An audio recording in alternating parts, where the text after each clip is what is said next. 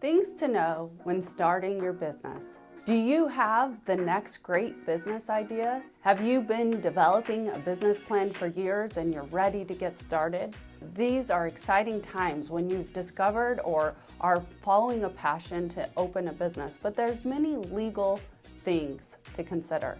One of the first things to consider is what business structure you're going to use for your business. You can go into it as just an individual, but often for liability protections and sometimes tax purposes and many other reasons, it's often wise to form a company to operate your business through. And there are various company structures. There's limited liability companies, there's partnerships, there's corporations. And each of those have different benefits and drawbacks, risks, different structures and obligations you have to follow. If you're doing your business with other people, if you have partners or investors, that company structure can be really important.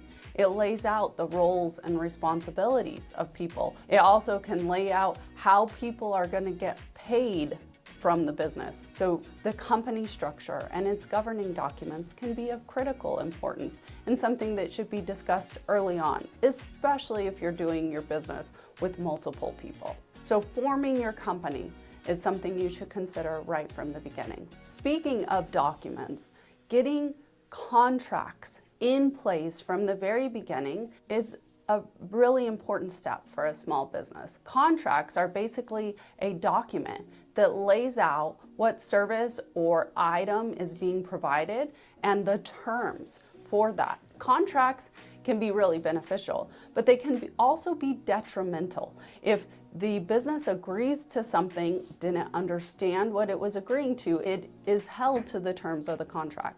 Thus, having your contracts reviewed by an attorney or drafted by an attorney can be really helpful to small businesses. Other things you need to look at are things like, do you need a staff?